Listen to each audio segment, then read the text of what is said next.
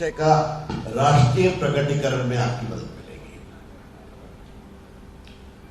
मित्रों, आज supreme court का एक फैसला आया है। ये जो जाकिया जाफरी उन्होंने केस किया था कि नरेंद्र मोदी जी की गुजरात के राइट में भूमिका पर जांच होनी चाहिए। नरेंद्र मोदी जी 12 साल गुजरात के मुख्यमंत्री रहे और 9 साल से देश के योग्य प्रधानमंत्री हैं, लेकिन उनके खिलाफ वैमनस्य और पूर्वाग्रह से एक कॉटेज इंडस्ट्री काम करती है। A cottage industry works against Narendra Modi with a vengeance to somehow or the other implicate him in Gujarat riots. आपकी जानकारी के लिए मित्रों, 60 एजेंसीज के द्वारा उनका इन्वेस्टिगेशन हुआ। Media agency, international NGO, self appointed NGO, SIT, इस पर कई बार हुआ, हर बार उनको क्लीन चिट मिला। इसका एक बिहार का भी एंगल है जो मैं आपको शुरू में ही बता देना चाहता हूं।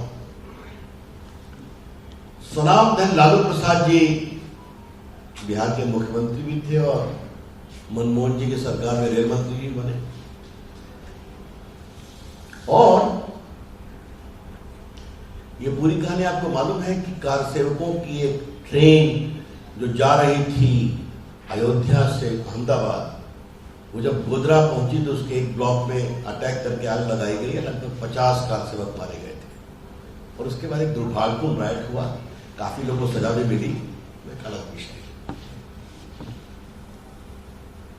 तो लालू प्रसाद जी के निर्देश पर 2005 के बिहार विधानसभा को देखते हुए सुप्रीम कोर्ट के रिटायर्ड जज जस्टिस उमेश बनर्जी की अध्यक्षता में एक कमेटी बनाई गई। और अगर आप पुराने मेरे कमेंट्स को देखेंगे, मैंने उसको बहुत ब्लास्ट किया था।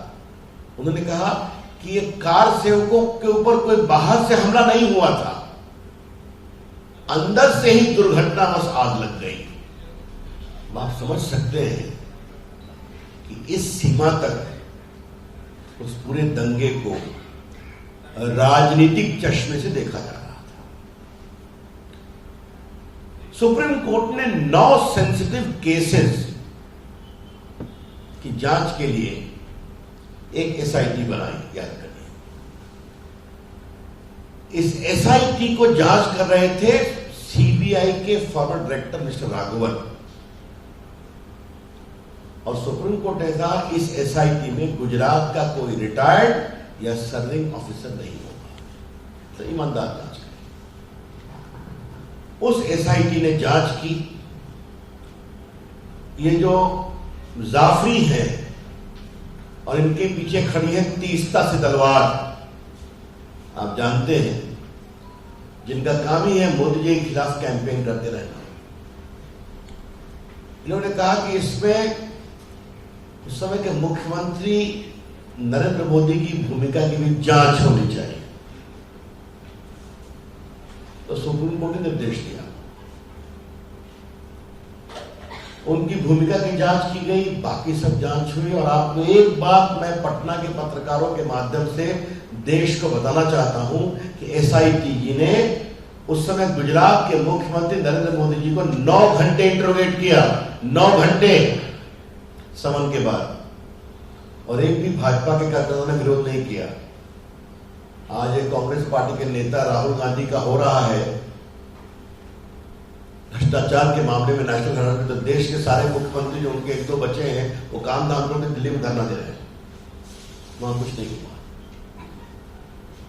एसआईटी ने रिपोर्ट दिया कि नरेंद्र मोदी जी की कोई भूमिका नहीं है और बाकी जो है उसके खिलाफ कार्रवाई हुई। सुप्रीम कोर्ट के इस एसआईटी को प्रोटेस्ट किया गया तो सुप्रीम कोर्ट ने कहा कि ये मजिस्ट्रेट के सामने से ये रिपोर्ट जाएगी, आप चाहे तो प्रोटेस्ट पिटीशन कर सकते हैं। तो ये जाफरी जी और तीस्ता से तलवार और ये सारा जो गैंग है पूरा, लेफ्टिस्ट, लिबरल्स, कांग्रेस सपोर्टेड, इन लोगों ने पूरा वहां पर अपनी गवाही दी। 10-10 साल तक ढूंढ के लाए, मजिस्ट्रेट ने उसको रिजेक्ट किया। उसके खिलाफ हाई कोर्ट गए, ये लोग हाई कोर्ट ने उसको रिजेक्ट किया। उसके खिलाफ सुप्रीम कोर्ट आए और यहां उनके वकील थे श्रीमान कपिल सिब्बल साहब। 8-10 दिन बहस किए पिछले साल सितंबर अक्टूबर में, उसका फैसला आज आया है। और सुप्रीम कोर्ट ने जो 2-3 बहुत महत्वपूर्ण बातें कही है कि इसमें कोई दम नहीं है, बल्कि मैं चाहूंगा कि सुप्रीम कोर्ट की कुछ टिप्पणी आपके सामने पढ़ूं।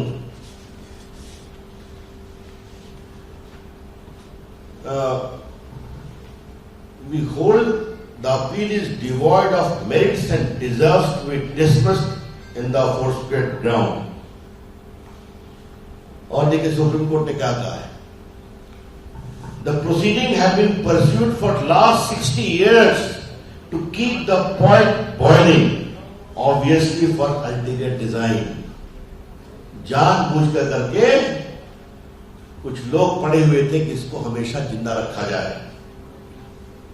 और सुप्रीम कोर्ट ने और क्या कहा है, It appears to us that a coalesced effort of the disgruntled officials of the state of Gujarat along with others was to create sensation by making revelations which were false to their own knowledge. झूठे जानकारी पर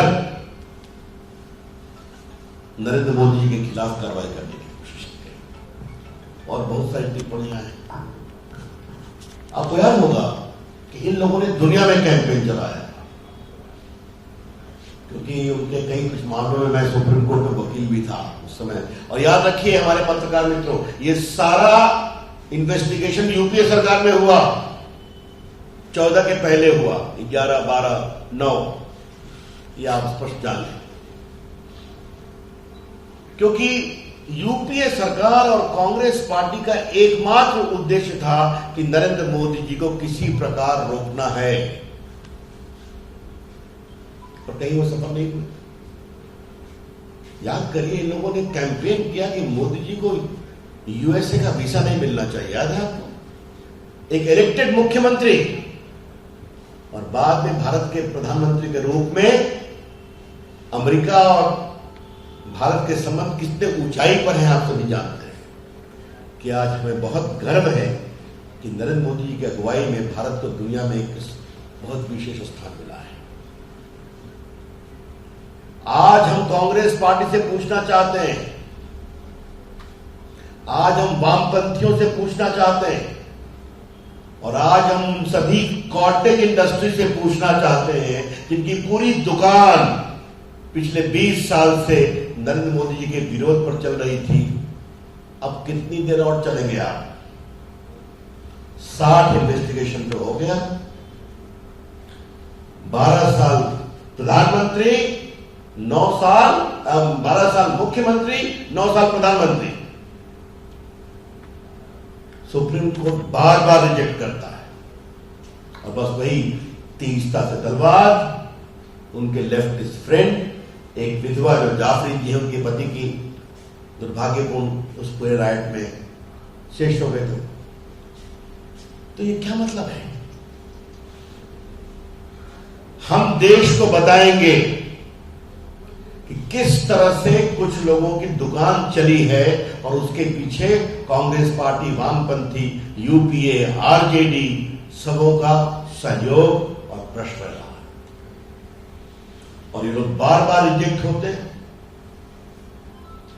बार बार असफल होते हैं, लेकिन फिर भी प्रयास नहीं छोड़ते। इसलिए कानून तो जो अपना काम कर रहा है करेगा, लेकिन हम लोग का एक विचार हुआ कि देश को इस निर्णय की सच्चाई को बताना जरूरी है कि ये षड्यंत्र जो देश के लोकप्रियतम नेता नरेंद्र मोदी के खिलाफ किया गया, जो 2001-2 से चल रहा था, आज तक चल रहा है, वो अब समाप्त होना चाहिए।